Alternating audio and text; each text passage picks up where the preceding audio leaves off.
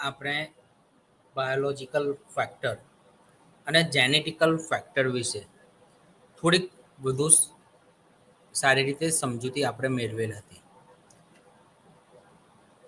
આજે આપણે વાત કરીએ છીએ કે કયા કારણોથી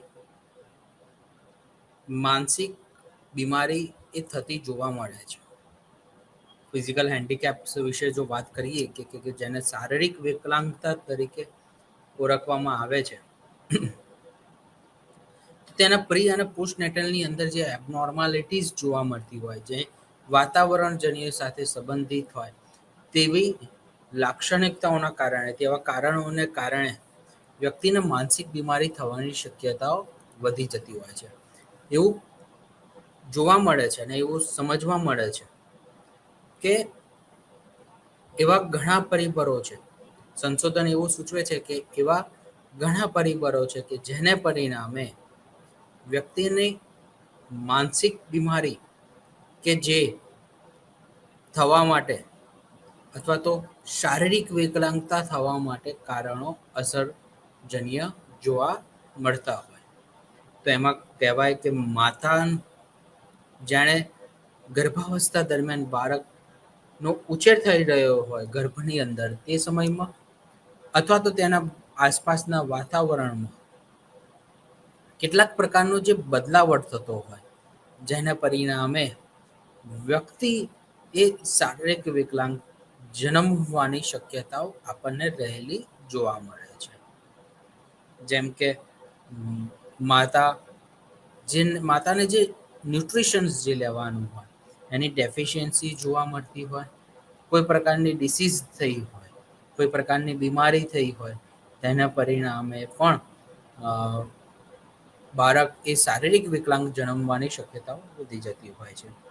રેડિયેશન્સનો એક્સપોઝર્સ માતાએ વારંવાર લીધો પડતો હોય, જેમ કે માતાને કેટલાક સમય દરમિયાન અથવા તો સોનોગ્રાફીનું ચેકઅપ થતું હોય છે કે બીજી મેડિકલ તપાસ થતી હોય, કોઈ બીમારીના કારણે માતાને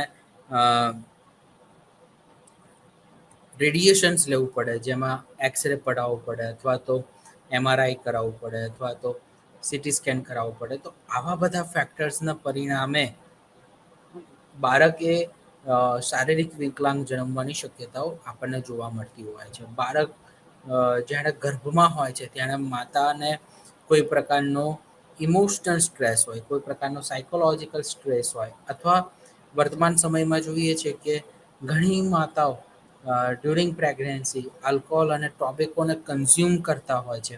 તો આ બધા કોમન ફેક્ટર છે કે જેના પરિણામે બાળક શારીરિક વિકલાંગ જન્મવાની શક્યતાઓ આપણને રહેલી જોવા મળે છે. ઘણા બધા ફેક્ટર્સની અંદર સોશિયો અને ઇકોનોમિકલ્સ લેવલ પણ જોવા મળતા હોય છે. તો આ બધા ફેક્ટર્સથી બાળક એ શારીરિક વિકલાંગતા વાળું જન્મતું ક્યાંક ને ક્યાંક સંશોધનમાં પણ જોવા મળેલું છે.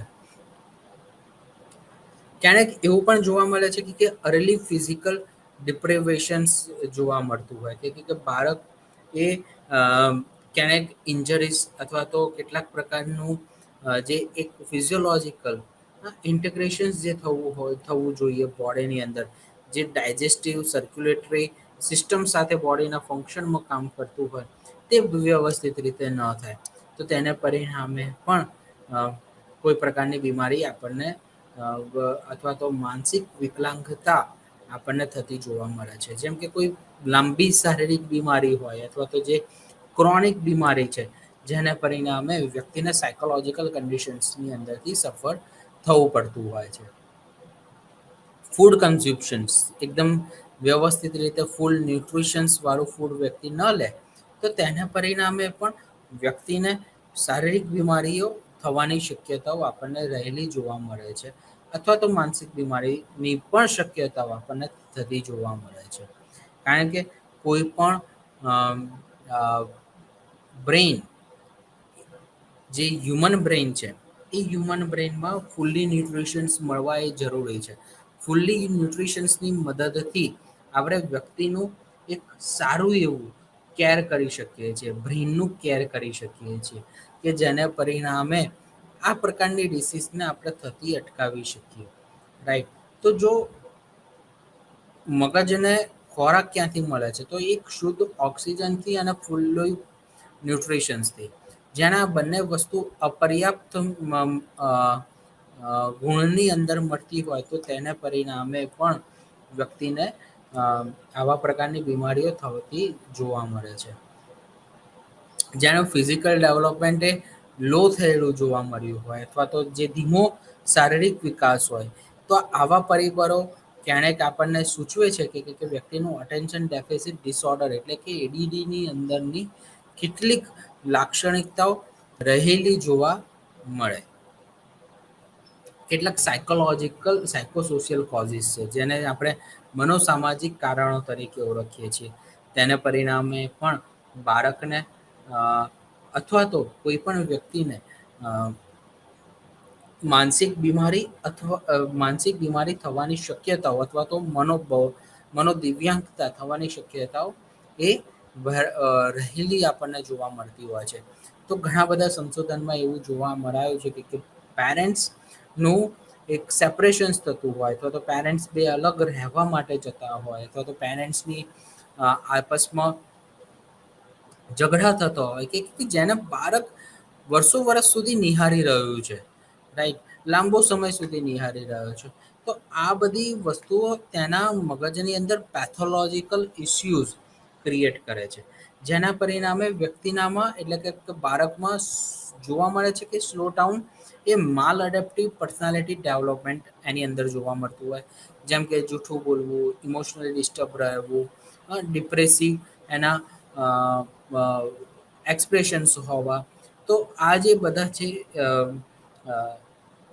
લક્ષણો જે છે એ ઇન્ડિકેટ કરતા હોય છે કે વધુ પડતા આંતરિક અથવા તો માતા પિતાના કેટલાક ઝઘડાના પરિણામે, અલગ થવાના પરિણામે બાળકને કેટલાક સામાજિક સમસ્યાઓ તેમજ મનોવૈજ્ઞાનિક સમસ્યાઓનો સામનો કરવો પડતો હોય છે. કોઈ પણ બાળકના ગુડ ડેવલપમેન્ટ માટે અથવા તો ગુડ હ્યુમન બિંગ માટે એક સારા અને એક સારી એવી સ્કૂલનું વાતાવરણ મળવું એ ખૂબ જ જરૂરી છે. જેના પરિણામે ઘણું બધું બિહેવિયર એ ઇન્ફ્લુએન્સિવ થતું હોય છે. તો સારું વાતાવરણ સ્કૂલમાં મળી રહે, સારું વાતાવરણ ઘરમાં મળી રહે, સારો અભ્યાસની મદદથી તે એક એકેડેમિક સક્સેસ મેળવતું હોય છે. જાણે આ તમામ ગુણોના પરિણામે બાળકની અંદર એટલે કે જે બાળક હોય કે પછી કિશોર હોય જે તે સમયની ઉંમર, તો એ બાળક માં એક સારા પ્રકારનો સેલ્ફ એસ્ટીમ કે જે ડેવલપ થતો જોવા મળે છે. અને આ આત્મવિશ્વાસ પણ એને બિલ્ડ કરવા માટે માતા પિતાનું એક યોગ્ય ઉછેરણી અને એક યોગ્ય પ્રકારનો ઇન્ફ્લુઅન્સ એ ઘણો હેલ્પફુલ રહેતો હોય. ઘણા બધા પેરેન્ટ્સ એવા હોય છે કે જેને જેઓ આ બાળકને નાનપણમાં જ તેમને નેગ્લેક્ટ કરતા હોય અથવા તો તેઓ અલગ થઈ જતા હોય છે. તો જનરલી આ રેજેક્ટિંગ એન્વાયરમેન્ટના પરિણામે, રેજેક્શન્સ થવાના પરિણામે બાળકને ફિઝિકલી નેગ્લેક્ટ થવું પડતું હોય છે. તેને એક યોગ્ય પ્રકારનો પ્રેમ અને જે અફેક્શન્સ જે મળવું જોઈએ તે નથી મળતું. તો બાળકનું આ ટ્રોમા એટલે કે કંઈક આઘાત અથવા તો જે એનો ઇમોશન્સ જે ડિસ્ટર્બન્સીસ જે બિહેવિયર્સ છે તે ક્યાંક ને ક્યાંક તેના એક્ટિવિટીઝમાં અને તેના અચીવમેન્ટમાં જોવા મળે છે. જેમ કે માર્ક્સ સ્કૂલની અંદર અભ્યાસ કરતો તો બાળકનું માર્ક્સ ઓછા થઈ જવા, લોકોની સાથે ભળવું નહીં, મિત્રો બનાવી ના શકે, તેમજ કોઈ પ્રકારનો ઊંચો અવાજ ક્યાંક જોવા મળે અથવા તો કેવા પ્રકારનું પરિસ્થિતિ અથવા સામાજિક સ્થિતિ બાળકને વધારે સંઘર્ષમય બનાવી દેતી હોય છે. બાળકને વધારે એબ્યુઝિવ પાર્ટને ફેસ કરવો પડતો હોય છે. જેના મને પરિણામે પેસિવ અને એક્ટિવ એવા ક્રુઅલ પાર્ટમાંથી વ્યક્તિને સફર થવું પડે છે. તો આવા તમામ પ્રકારના પરિબળોના પરિણામે બાળક ની અંદર ક્યારેક એન્ઝાયટી જોવા મળે છે, ક્યારેક એડજસ્ટમેન્ટલ ઇસ્યુઝ જોવા મળે છે, કેટલાક બિહેવિયર પ્રોબ્લેમ્સ પણ જોવા મળતા હોય છે.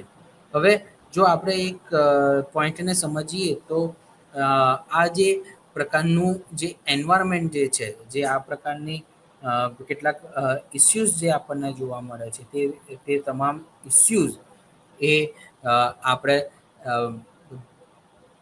સોશિયલ અથવા તો સાયકોલોજીકલ કોઝિસના પરિણામે ઉદ્ભવતા જોવા મળતા હોય છે. એટલે માત્ર ને માત્ર એ આપણે એવું કહી શકીએ કે માનસિક બીમારી એ માત્ર ને માત્ર બ્રેઇનના કેમિકલ ઇસ્યુઝ એટલે કે કેમિકલ લોચા સાથે અને વારસા સાથે સંબંધિત નથી, કે પછી પૂર્વજન્મ સાથે પાછળના જન્મ સાથે કનેક્ટેડ નથી. માનસિક બીમારી એ વર્તમાન સ્થિતિ સાથે કનેક્ટેડ છે, કે કદાચ બની શકે કે માતા પિતાનો યોગ્ય પ્રકારનો પ્રેમ ન મળે અથવા તો કેટલાક સેપરેશન્સ થતા હોય માતા પિતાની વચ્ચે, તો તેને પરિણામે બાળકને તેમાંથી સફર થવું પડતું હોય છે. તો હવે જો આપણે વિસ્તૃત મુદ્દા વિશે જો વાત કરીએ તો ઘણા બધા એવા ઇસ્યુઝ છે કે જેમાં જોવા મળ્યું છે કે બાળકને કેટલોક ચાઇલ્ડહુડ ટ્રોમા એ સતાવતો હોય. આપણે જોઈએ છે કે અવનવા પરિસ્થિતિમાં કેટલીક નવી પરિસ્થિતિની અંદર બાળકોને બાળકોનું કેટલીક વખત જાતીય શોષણ થતું હોય અથવા તો કેટલીક જગ્યાએ બાળકોને ઢોર માર મારીને તેમને પૂરી રાખવામાં આવતું હોય અથવા તો બાળકને કિડનેપિંગ જેવી પરિસ્થિતિનો સામનો કરવો પડ્યો હોય. તો આ બધા જે ફેક્ટર્સ જે છે એ બાળક માટે સ્ટ્રેસફુલ રહેતા હોય, અને આ જે સ્ટ્રેસવાળું જે વાતાવરણ છે તેના પરિણામે બાળક એ ક્યારેક લોકોની સાથે ખુલ્લા મનથી વાતચીત નથી કરી શકતો. ક્યાંક ને ક્યાંક એ પોતાના માનસિક રીતે આઘાતની અંદર કોઈક પરિસ્થિતિની અંદરથી પસાર થતો હોય છે. તો તેના પરિણામે પણ બાળકને ભવિષ્યમાં કોઈક ઇમોશન્સ ડિસ્ટર્બન્સ સાથેની અથવા તો પોસ્ટ ટ્રોમેટિક સ્ટ્રેસ ડિસઓર્ડર સાથેની અથવા તો એન્ઝાયટી કે પછી પર્સનાલિટિકલ ઇસ્યુ, આવા ઘણા એવી સમસ્યાઓનો સામનો એ કરવો પડતો હોય છે. એવું આપણે ચોક્કસ કહી શકીએ કે આવું સ્ટ્રેસફુલ એટમોસ્ફિયર એ ચોક્કસ એ બાળકના કેટલાક વાતાવરણને તો અસર કરે છે, પરંતુ તેના ડેવલપમેન્ટને પણ અસર કરતું એ જોવા મળે છે. પછી આપણે જો વાત કરીએ તો પેરેન્ટલ સાયકોપેથોલોજી, ઘણા બધા માતા પિતા એવા હોય છે કે કદાચ એમને કોઈ પ્રકારની શારીરિક અથવા તો માનસિક બીમારીઓનો સામનો કરવો પડતો હોય. બરાબર. જનરલી જો આવા પ્રકારની સમસ્યાઓમાંથી માતા પિતાને જો સફર થવાનું હોય કે તેની અંદર એક ક્યાંક ને ક્યાંક કોઈ પ્રકારના એવા બંધન કેટલાક પ્રકારના તણાવમાંથી જો પસાર થવું પડતું હોય તો તેના પરિણામે બાળકને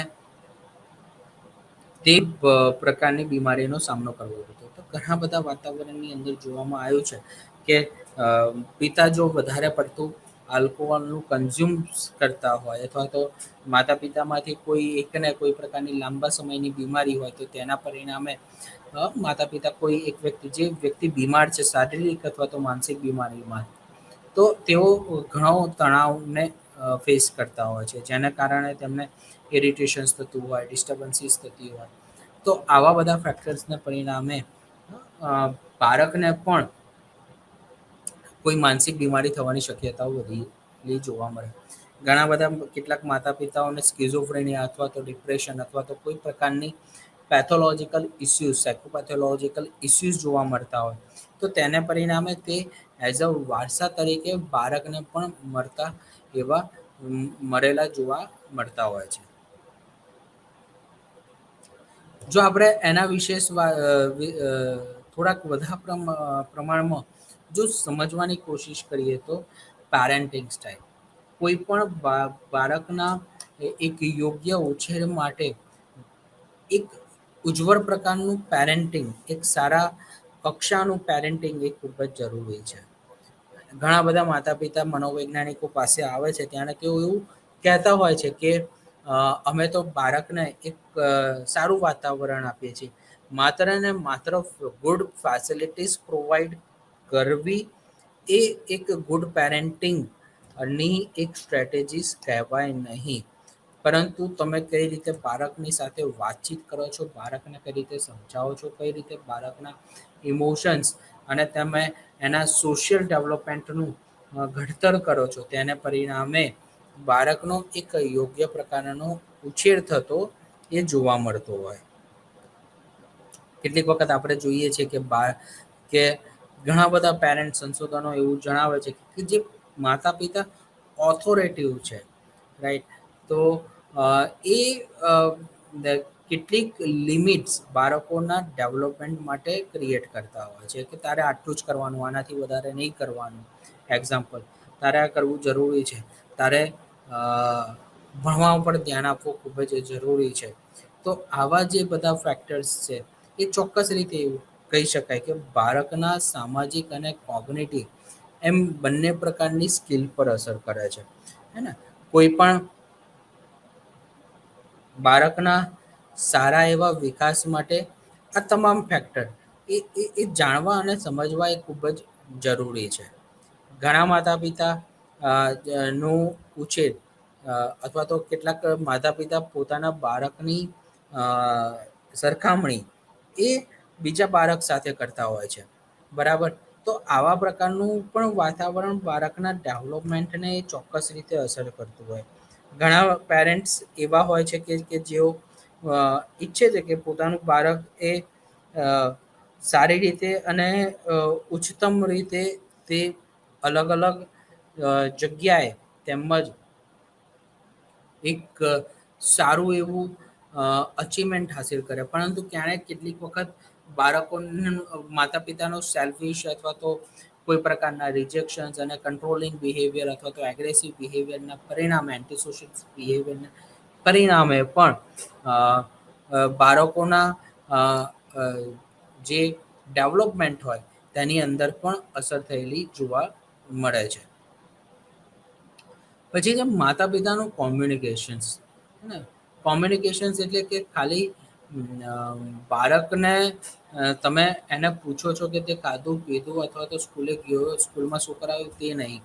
ઘણી બધી વખત માતા પિતાએ એ સમજવું જરૂરી છે કે બાળક જેને આપણી પાસે આવીને વાતચીત કરતું હોય તો તેની વાતને અડધેથી કાપવી ના જોઈએ. ઘણા પેરેન્ટ્સ પોતાના બાળકોની સાથે કોમ્યુનિકેશન્સ કરતી સમયે તેને અર્ધ વચ્ચે જ અટકાવી દેતા હોય છે અને પોતાની વાતને રજૂ કરતા હોય છે, હે ને?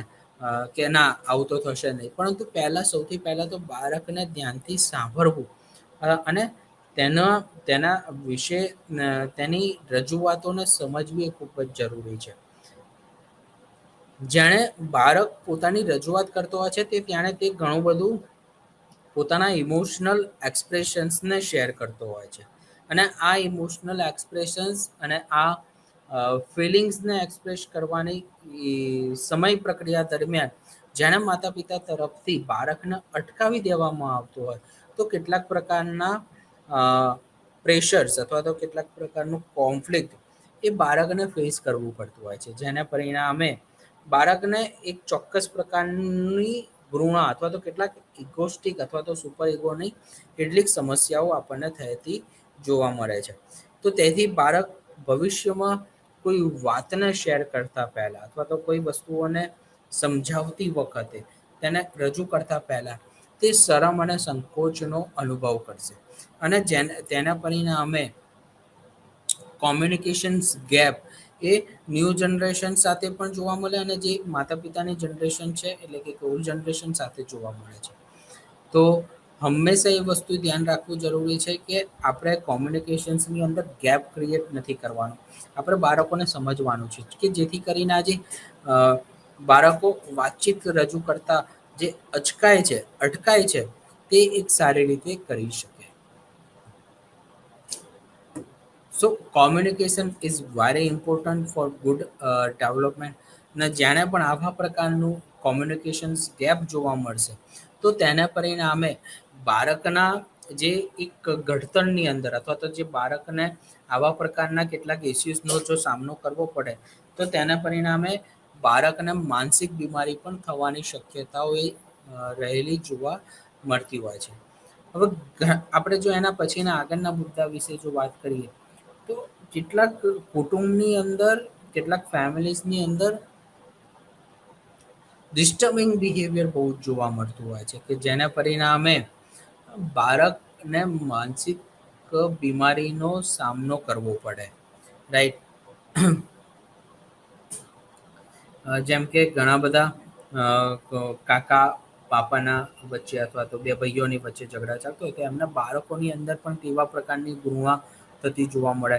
અથવા તો જે એક જ જોઈન્ટ ફેમિલીમાં રહેતા હોય તો બે ભાઈઓની વચ્ચે જો દરરોજ ઝઘડા થતા હોય તો તેની અસર જે તેમના જે સંતાનો છે તેની અંદર થતી હોય છે. તેના પરિણામે તેઓને કેટલીક પ્રકારની ચિંતા અથવા તો કેટલાક પ્રકારનું સેપરેટ એન્ઝાયટીનો સામનો કરવો પડતો હોય.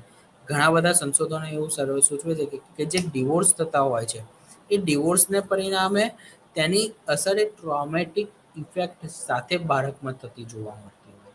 જેમ કે સંશોધનમાં એવું જોવા મળે છે કે કે લાંબા સમય સુધી આ કોઈ પ્રકારનો ડિવોર્સનો કેસ ચાલતો હોય, માતા પિતાના વચ્ચે કેટલાક ઉગ્ર ઉત્તેજિત સંવાદો થતા હોય, તેના પરિણામે બાળક એ કેટલાક પ્રકારની એન્ઝાયટીનો એ સામનો કરતી હોય અથવા તો સામનો કરતા હોય, જેથી સાયકોલોજીકલ પ્રોબ્લેમ્સ એ વધતા જતા એ ખૂબ જ વધુ જોવા મળતા હોય છે.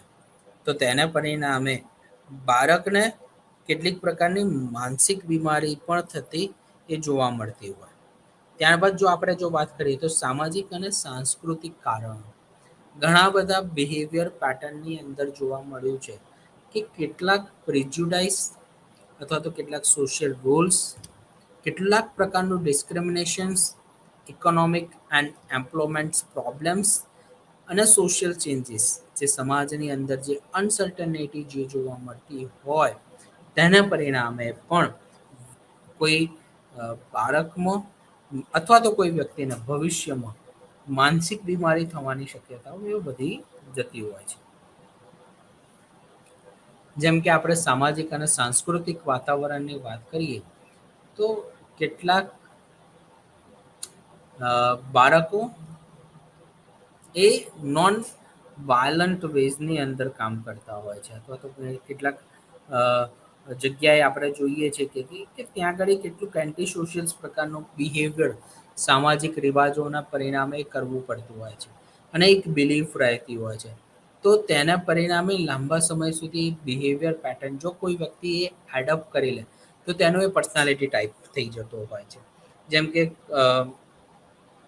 ઘરમાં કોઈ વ્યક્તિ ચોરી કરતું હોય તો બાળપણમાં જ કોઈ બાળક આ પ્રકારનું વાતાવરણ જો જોતું હોય નાનપણથી જ તો તે તેના મગજ પર અસર કરી જાય છે. તેને પરિણામે જે બાળક જે છે એ પોતાના આ પ્રકારનું વાતાવરણ જોઈને, આ પ્રકારના વારસાને જોઈને તે પણ તેના પેટર્નની અંદર એ બનાવી લેતું હોય,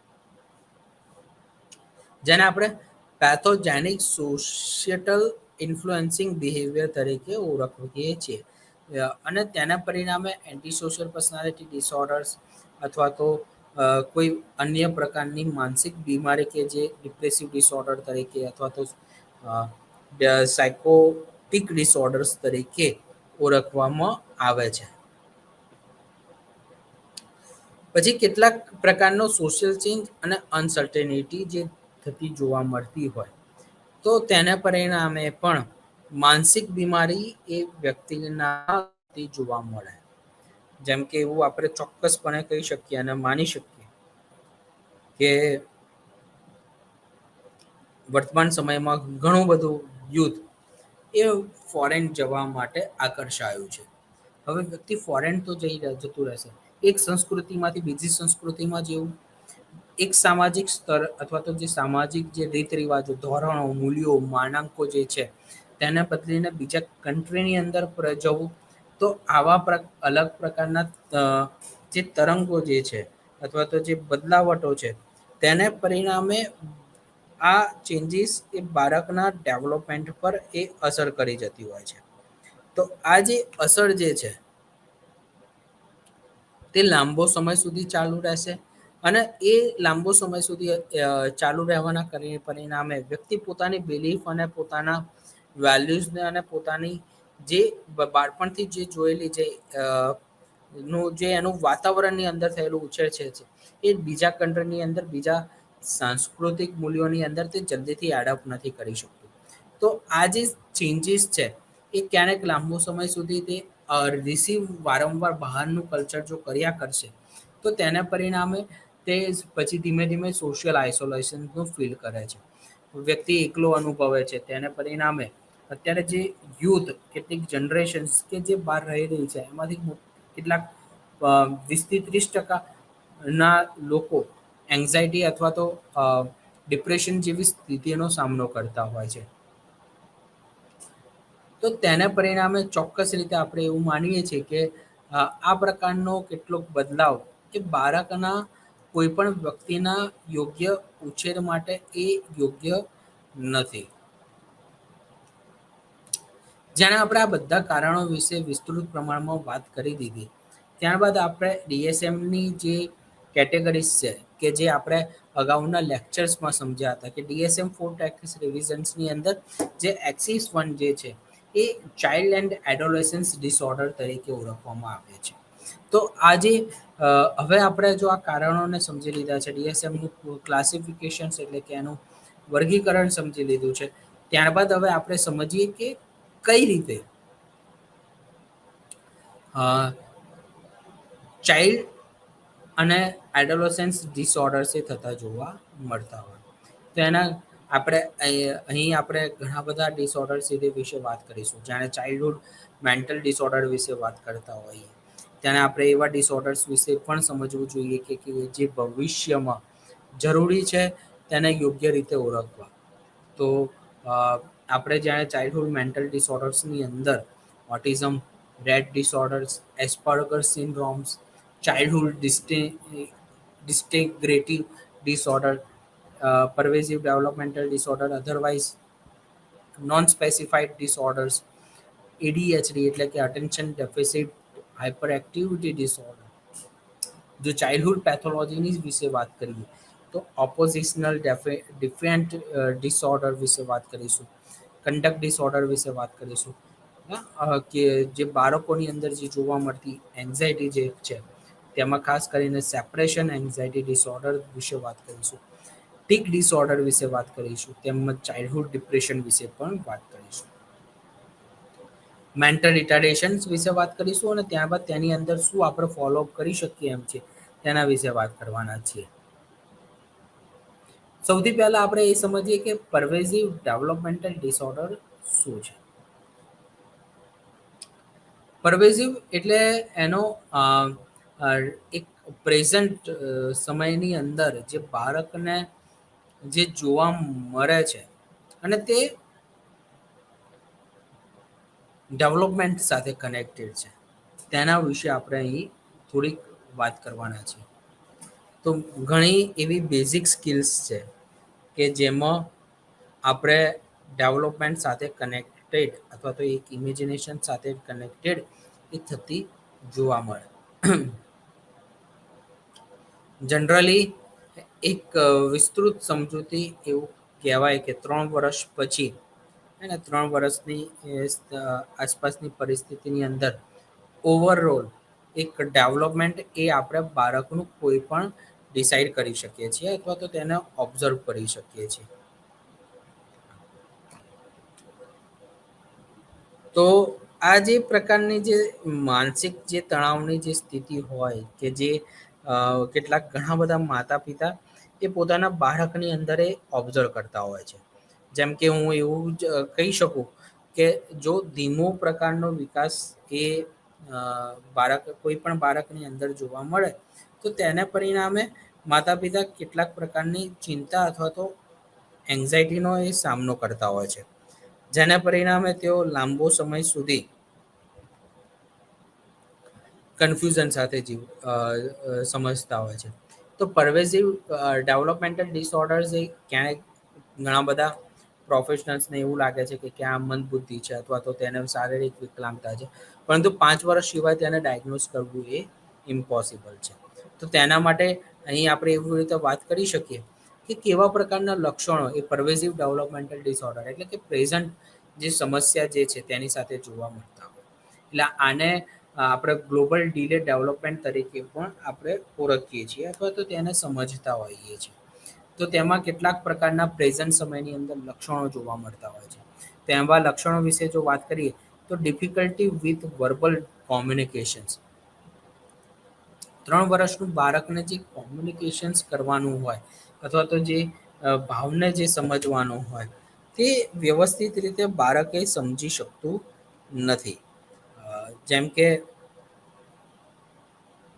આપણે 3 વર્ષનું બાળક 2 શબ્દો બોલી શકે, 2 વાક્યો, 2 શબ્દો સાથે કનેક્ટેડ વાક્ય બોલી શકતું હોય છે.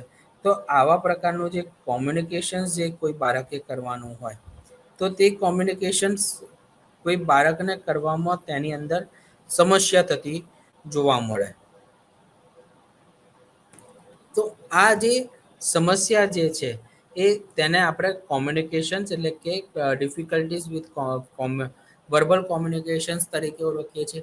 કેટલાક પ્રોબ્લેમ્સ એવા હોય અથવા તો અન્ડરસ્ટેન્ડિંગ લેંગ્વેજ કે જેને આપણે બાળક જે બોલે છે તેને સમજવું માતા પિતા માટે અથવા તો નજીકના લોકો માટે અટપટું રહે કે આ શું બોલી રહ્યું છે, જેને અનક્લિયર સ્પીચ તરીકે અથવા તો વર્ડ તરીકે પણ ઓળખીએ છીએ.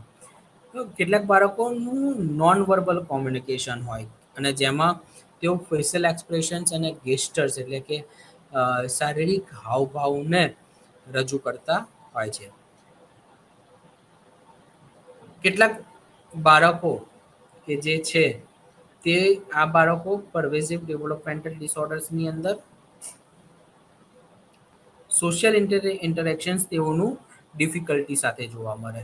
જેમ કે પોતાના જે નજીકના લોકો હોય અથવા તો પોતાના સરાઉન્ડિંગ જે વ્યક્તિઓ જે છે માતા પિતા, દાદા દાદી, કાકા કાકી, માસા માસી, ફઈ ફુવા કે કોઈ પણ હોય, કઝિન્સ બ્રધર્સ હોય અથવા તો પોતાના સગા ભાઈ બહેન હોય, તો એ લોકો આપસમાં એક સોશિયલ ઇન્ટરેક્શન્સ કરવાનું હોય, એ શેરિંગ કરવાનું હોય, તે થયેલું આપણને જોવા મળતું નથી.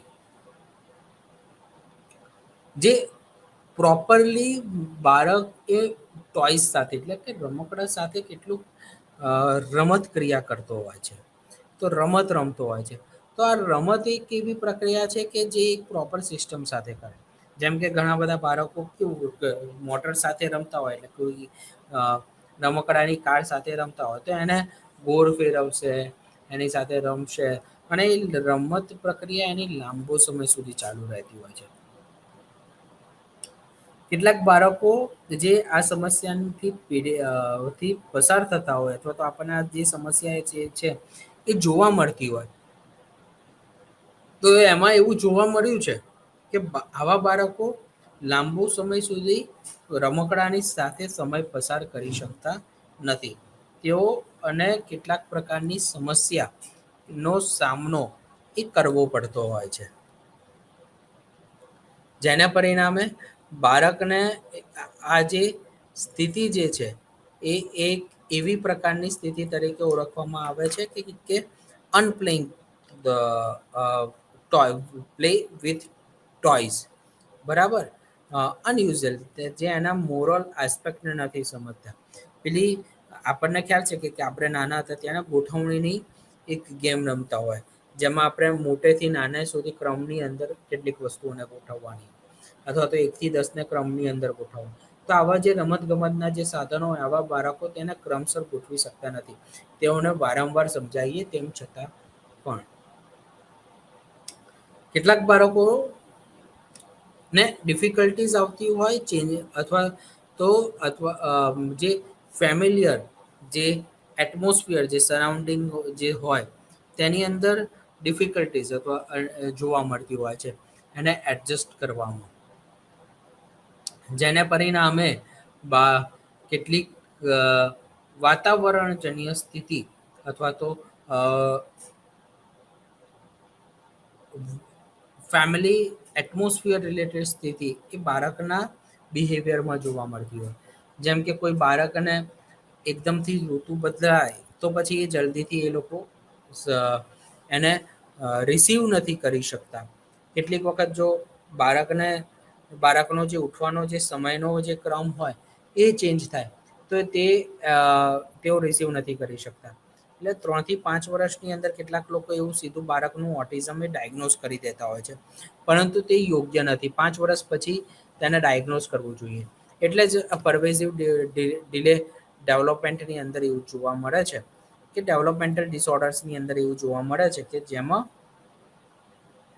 બાળકના લક્ષણો કદાચ ઓટિઝમ સાથે મેચ થતા હોય તો એને ઓટિઝમ ન કહેવાય, પરંતુ હા, એને ડેવલપમેન્ટલ ડિસઓર્ડર સાથે સંબંધિત કરી શકાય એવું DSM કહે છે. પરંતુ તેને તે પ્રકારની સમસ્યા છે કે નહીં એ આફ્ટર 5 યર્સ આપણે નિર્ણય લઈ શકતા હોઈએ. જો કોઈ પ્રકારનું બાળકની અંદરની જે બોડી મૂવમેન્ટ છે એ પેટર્ન સાથે હોય અથવા તો રિપીટેટિવ હોય તો તેને પણ પરમેસિવ ડેવલપમેન્ટલ ડિસઓર્ડર તરીકે આપણે ઓળખીએ છીએ. જેમ કે આપણે એવું કહી શકીએ કે બોડી મૂવમેન્ટ અથવા તો બોડી પેટર્નની અંદર કેટલાક બાળકો સ્પિનિંગ કરતા હોય, હેડ બેન્ડિંગ કરતા હોય છે. ખાસ કરીને જે જોવા મળે છે એ છે હેન્ડ ફ્લેપિંગ, કે ઘણા ઓટિઝમ બાળકોની અંદર જોવા મળતું હોય. ત્યારબાદ જો આપણે વાત કરીએ તો ચેન્જિંગ રિસ્પોન્સ ટુ સાઉન્ડ, બરાબર. જો કોઈ પ્રકારનો અવાજ અથવા તો કોઈ પ્રકારના બદલાવટની અંદર બાળકને તેનો સામનો કરવો પડે તો તેના પરિણામે પણ બાળકની કેટલીક સેન્સિટિવિટી અથવા તો કેટલીક નોઇઝીસના પરિણામે બાળક કેટલાક હાઈપર થઈ જતા હોય છે. તો કેટલાક બાળકોને એવું જોઈએ છે કે પરમેસિવ ડેવલપમેન્ટલ ડિસઓર્ડરમાં કોઈ ઉચ્ચ પ્રકારનો અથવા તો કેટલોક ઘોંઘાટ જે હોય તે બાળક જલ્દીથી રિસીવ નથી કરી શકતું. તો તેના પરિણામે બાળકને આવા પ્રકારની સમસ્યાઓનો સામનો એ કરવો પડતો હોય છે. ત્યારબાદ જો આપણે વાત કરીએ તો ડિફિકલ્ટીઝ ઇન સ્લીપિંગ. દરેક બાળકનો આપણે જો એક ઉંમરના બાળકોની સાથે જો સરખામણી કરીએ તો દરેક બાળકનો એક સૂવાનો સમય ફિક્સ રહેતો હોય છે. અથવા તો દરેક બાળક જે છે એનો એક સૂવાનો ક્રમ એ ફિક્સ હોય. તો તેને એ સમયની અંદર સૂવા માટે તેને એ સમય પીરિયડ તો જોઈએ જ. જો બાળકને એવા પ્રકારનું જો ઉછેર અથવા તો એક એવા પ્રકારનું એને વાતાવરણ નથી મળતું તો એના કારણે એની ઊંઘની અંદર ડિફિકલ્ટીઝ રહેલી એ જોવા મળે. અને આ ડિફિકલ્ટીઝને પરિણામે બાળકને કેટલાક પ્રકારની સમસ્યાઓ થતી જોવા મળે. આ ઉપરાંત એનો કોઈ સાચો ક્રમ આવા બાળકોનો હોતો નથી. ગમે ત્યારે સૂઈ જાય અથવા તો તેમને સૂવા માટે વારંવાર પ્રયત્ન કરવો પડે. બાળક વારંવાર રડતું રહેતું હોય તો આવા પ્રકારના જે લક્ષણો જે છે તેને આપણે પરમેસિવ ડેવલપમેન્ટલ ડિસઓર્ડર તરીકે ઓળખીએ છીએ. કેટલાક બાળકોમાં એગ્રેસિવ બિહેવિયર ખૂબ જ જોવા મળતું હોય છે. બાળક વારંવાર ગુસ્સો કરે છે. બાળકને તેને સમજવામાં અઘરું પડે છે. માતા પિતા એ જલ્દીથી સમજી નથી શકતા કે બાળક કેમ આવા પ્રકારનું એ વર્તન કરે છે. તો આવા ગુસ્સાવાળા વર્તનને શાંત કરવા માટે વિધાઉટ એની રીઝન જો ગુસ્સો બાળક કરતું હોય તો એને એક પરમેસિવ ડેવલપમેન્ટલ ડિસઓર્ડર તરીકે ઓળખવામાં આવતો હોય છે. જો કોઈ પ્રકારની નર્વસનેસ અથવા તો બાળક શાંત અને રહેવું વધારે પસંદ કરતું હોય, લોકોની સાથે ઇન્ટરેક્શન ના કરતું હોય, પોતાની દુનિયામાં મસ્ત રહેતું હોય એવું લાગે તો એ ચોક્કસ રીતે આપણે એવું કહી શકાય કે બાળકને પરમેસિવ ડેવલપમેન્ટલ ડિસઓર્ડર અથવા તો પરમેસિવ ડેવલપમેન્ટલ ડિસઓર્ડર હોય તેવું કહેવાય. જેમાં મુખ્યત્વે રીતે બાળકનો એ ધીમો વિકાસ છે એવું આપણને ક્યાંક ને ક્યાંક જોવા મળતું હોય છે. ત્યારબાદ ઓટિઝમ એક એવો ડિસઓર્ડર કે જેની સંખ્યા વર્તમાન સમયની અંદર બાળકોમાં થતી એ સૌથી વધુ જોવા મળતી હોય. તેને પરિણામે બાળકને ઘણી પ્રકારની સમસ્યાઓનો સામનો એ ચોક્કસ રીતે કરવો પડતો હોય છે. તો જે આ પ્રકારની જે સમસ્યાઓ જે છે તેને પરિણામે બાળકને ઘણા પ્રકારના ઇસ્યુઝ અથવા તો માતા પિતાને ઘણા પ્રકારના ઇસ્યુઝ એ જોવા આપણને મળતા હોય છે. અને આ ઇસ્યુઝને પરિણામે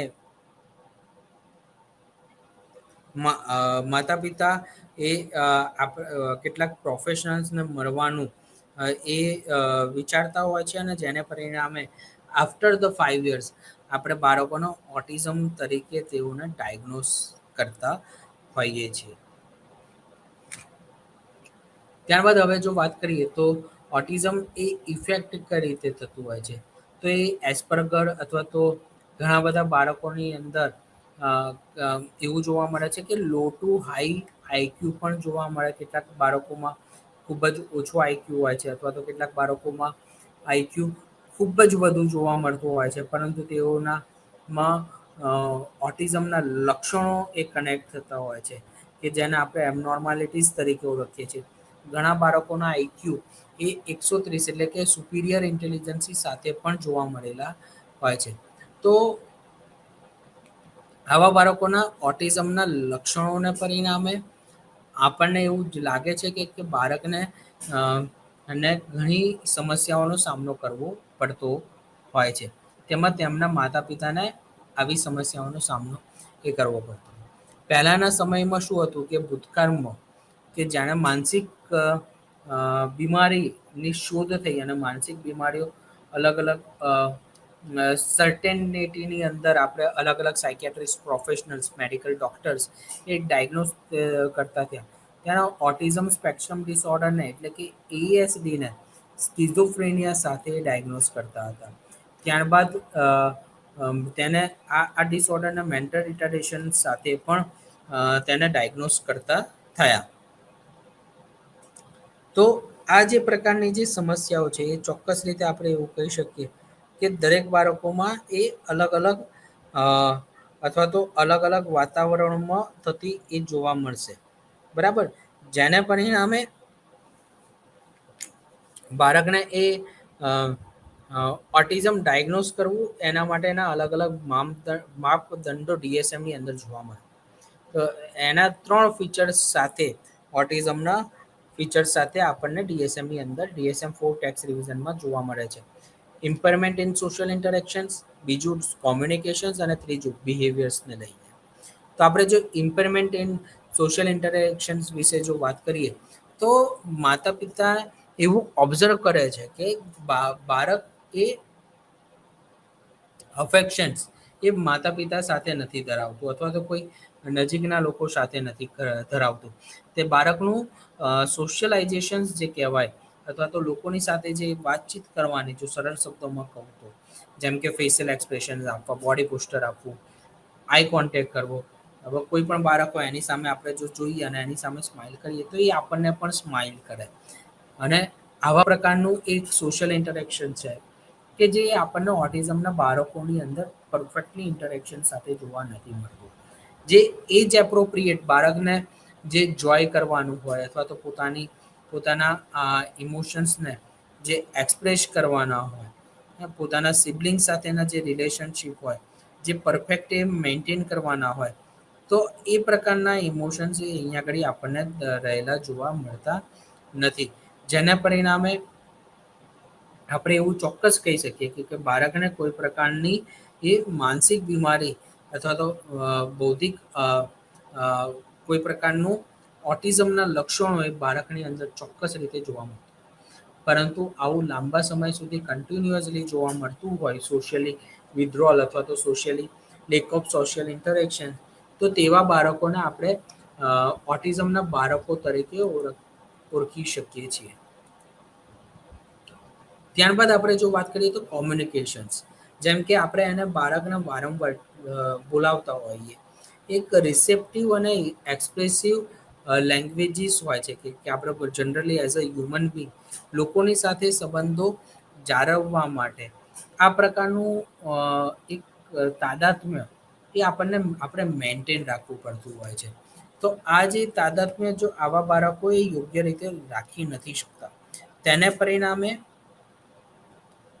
બાળકમાં કેટલાક કોમ્યુનિકેશન્સ ઇસ્યુઝ એ ચોક્કસ રીતે રહેલા એ જોવા મળતા હોય છે. તો આવા બાળકોને જો નામથી બોલાવવામાં આવે તો આવા બાળકો ધ્યાન આપીને વાત નથી કરી શકતા. આવા બાળકો તરત જ પોતાના જે ઇન્ટરેક્શન્સ જે હોય એની અંદર ઇકોલિયા અથવા તો રિપીટેટિવ તરીકે રિસ્પોન્સ આપતા હોય છે. તો આપણે એવું ચોક્કસ રીતે માનીએ કે કોમ્યુનિકેશન્સની અંદર સામાન્ય લક્ષણ તરીકે આપણને આ એક વાતાવરણ જે છે કે અથવા તો એક વર્તન જે છે એ જોવા મળતું હોય. જેમ કે માતા પિતા એવું કહે કે પાણી આપ, તો બાળક પણ સામે રિપીટેટિવ બિહેવિયર અથવા તો ઇકોલિયા સ્પીચ સાથે બોલશે કે મને પાણી આપો. પરંતુ બાળક પોતાના ઇમોશન્સને સારી રીતે એક્સપ્રેસ નહીં કરે, તે ત્યાં જ અટકી જશે. અને અ, અ, જે વસ્તુનું જે ટ્રાન્સફર થવું જોઈએ એ નથી કરતું.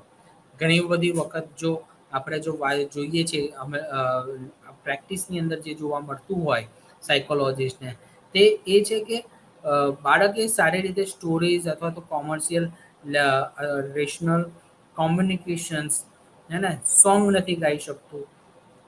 તો આવા પ્રકારની સમસ્યાઓ એ કોમ્યુનિકેશન્સના પાર્ટની અંદર બાળકની અંદર એ જોવા મળતી હોય છે. ત્યારબાદ જો આપણે વર્તન સાથે સંબંધિત સમસ્યા વિશે જો વાત કરીએ તો કેટલાક બાળકોનું જે બિહેવિયર જે છે એ રિપીટેટિવ અને એબનોર્મલ બિહેવિયર્સ તરીકે ઓળખવામાં આવે છે. ઘણા બધા બિહેવિયરની અંદર એવું જોવા મળે છે કે બાળકો પોતાને એટલા બધા પેઇનફુલ ફેક્ટર્સ આપણને જોવા મળે છે કે તેઓ પોતાને ખૂબ જ વધારે પ્રમાણમાં બાઇટ્સ કરતા હોય. અને આ જે બાઇટ જે છે એ અતિશય હાર્મફુલ આપણને રહેલું જોવા મળે. તો આ જે હાર્મફુલ જે બિહેવિયર જે છે તે કેટલીક વખત બાળકોનું એવું હોય છે કે જેને પરિણામે વિઝ્યુઅલ, ઓડિટરી અને તેના ટેક્ટાઇલ્સ લક્ષણોની અંદર જોવા મળતું હોય. બાળકનો એક ટોન જે છે એ રિપીટેટિવ સાથે જોવા મળતો હોય. આ બાળકો ક્યારેક પોતાને એટલું બધું હાર્મફુલ મારતા હોય છે કે જેને પરિણામે બ્લડ પણ નીકળતું જોવા મળે છે. કેટલાક બાળકોનું બિહેવિયર રિપીટેટિવ હોય કે તેઓ એકની એક ક્રિયા વારંવાર કરતા હોય છે. જેમ કે હાથને હલાવવા તેમજ માથાને ગોળ ગોળ હલાવવું. તો આવા પ્રકારનું જે વર્તન જે છે એ રિપીટેટિવ બિહેવિયર તરીકે ઓળખવામાં આવે છે. કેટલાક બાળકોને જેને આપણે સામેથી બોલાવતા હોઈએ છીએ અથવા તો તેમની સાથે રિસ્પોન્સ કરતા હોઈએ છીએ, તો તેની અંદર જોવા મળ્યું છે કે આવા બાળકો સામેથી સેમ પ્રકારની રિસ્પોન્સીસ એ કરતા હોય. જેમ કે એવું કહેવાય છે કે જો બાળકે ને એવું પૂછવામાં આવે કે કેમ છે, તો એ મજામાં છું એવો રિસ્પોન્સ કર્યા કરતા તેઓ પૂછે છે કેમ છે. તો આને પણ આપણે બિહેવિયરલ ઇસ્યુઝ તરીકે ઓળખીએ છીએ.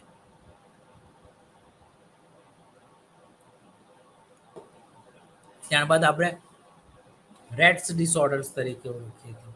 રેટ એક એવા પ્રકારનો ડિસઓર્ડર છે કે જે ન્યુરોલોજિકલ ડિસઓર્ડર્સ છે કે જે સૌથી વધારે છોકરીઓની અંદર આ ડિસઓર્ડર એ થતો જોવા મળે છે. જે નોર્મલ ડેવલપમેન્ટથી 6 થી 18 મહિના જેટલું લેટ એ કનેક્ટેડ હોય છે.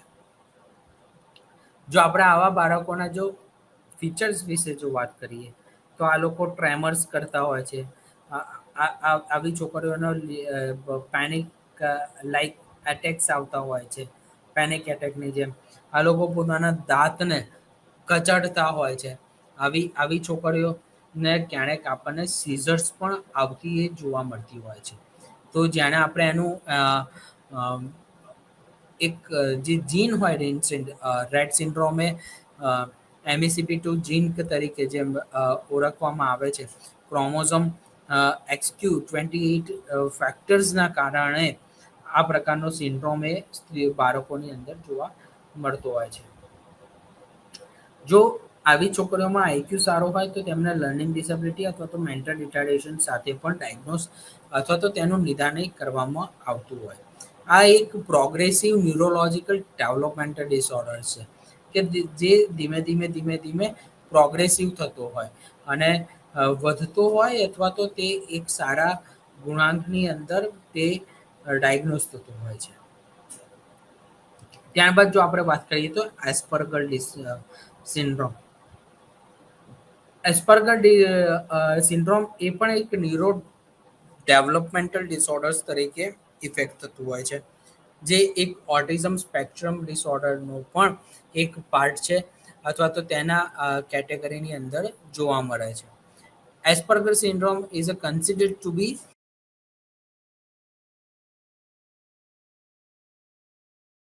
વ્યક્તિ જો સપોર્ટ કરે, જેમ કે એમના રૂટીનની અંદર એડીએલ સ્કિલ હોય, એ લોકોની સોશિયલ સ્કિલ હોય, એ આવા બાળકોની જે ગેટ ટુગેધર જે થતા હોય તો તેની અંદર એક યોગ્ય પ્રકારનો સપોર્ટ આપવો પડતો હોય. સેમ ફ્રેન્ડ્સની અંદર કઈ રીતે ફ્રેન્ડશીપને મેન્ટેન કરવી છે નોર્મલ ચાઇલ્ડ જોડે, તો એમાં આવા બાળકોને ડિપેન્ડન્સી માતા પિતાની અથવા તો ટીચર્સની, શેડો ટીચર્સની, સ્પેશિયલ ટીચર્સની, થેરાપિસ્ટની આવશ્યકતા એ રહેલી હોય છે. આવા બાળકનું બિહેવિયર ઇઝ સ્ટીરિયોટાઇપ અને રિપીટેટિવ મોટર પેટર્ન સાથે જોવા મળે છે.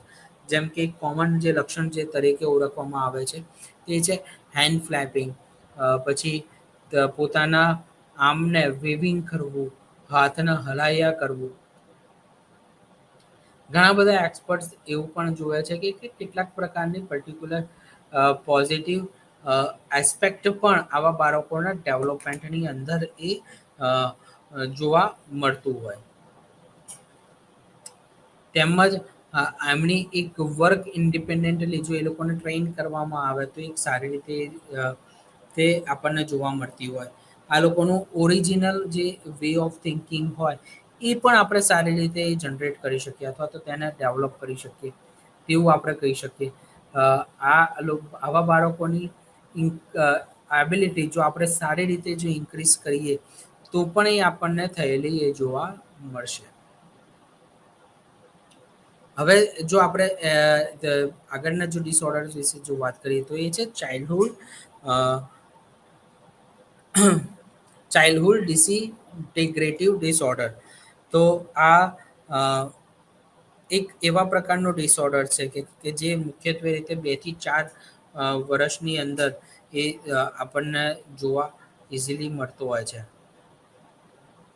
જેમાં ચાઇલ્ડહુડ બાળકોની અંદર પ્લે અથવા તો જે એ લોકોની લોસ ઓફ ઇન્ટરેસ્ટ કે જે ઇમેજનરી પ્લે જે કરવાનું હોય, વેરાયટી જે ગેમ્સ સાથે જે બાળકોએ પ્લે કરવાનું હોય તો તે આવા બાળકો સારી રીતે કરી શકતા નથી. આવા બાળકો એનું લેંગ્વેજ અથવા તો સિવિયર ડિસલાઇન જોવા મળે છે. તેઓ ખૂબ જ એ લોકોની એબિલિટી જે લોકોની સાથે વાતચીત કરવામાં, જે કન્વર્ઝેશન્સમાં હોય તે ખૂબ જ ઓછી જોવા મળે છે. સોશિયલ સ્કિલ્સ આવા બાળકોની ખૂબ જ પુઅર જોવા મળે છે. અને ઇન્ટરેક્ટિંગ જે સ્કિલ્સ હોય કે જે સિગ્નિફિકન્ટલી ડિફિકલ્ટી આવા બાળકોમાં ખૂબ જ વધારે પ્રમાણમાં જોવા મળતી હોય છે. ફ્રિકવન્ટલી આવા બાળકોમાં ટોયલેટ ટ્રેનિંગ આપવી પ્રિવિયસલી આપી હોય અને તેઓ ભૂલી જતા હોય તે પણ આવા બાળકોમાં જોવા મળતી હોય છે. પછી સોશિયલ ઇન્ટરેક્શન્સ પુઅર હોવું, કોમ્યુનિકેશન્સ પુઅર હોવું, રિપિટેટિવ બિહેવિયર હોવું, ક્યારેક આવા બાળકોની અંદર ટ્યુમર્સ ગ્રો કરતો હોય કે જેને પરિણામે સ્કેલેરિયોસિસ જોવા મળે. તો આવા બાળકોમાં આપણે એવું ચોક્કસ રીતે કહી શકીએ કે માનસિક અને શારીરિક એવી બંને પ્રકારની સમસ્યાઓ આવા બાળકોના ડિસીઝની અંદર અથવા તો બાળકના ડેવલપમેન્ટની અંદર એ જોવા મળતી હોય. અને આવા બાળકોનું જે ડેવલપમેન્ટ છે એ ક્યારેક સ્લો ફંક્શનિંગ સાથે, સ્લો ન્યુરોલોજીકલ અને ફિઝિકલ માઇલસ્ટોન સાથે થતું જોવા મળે છે.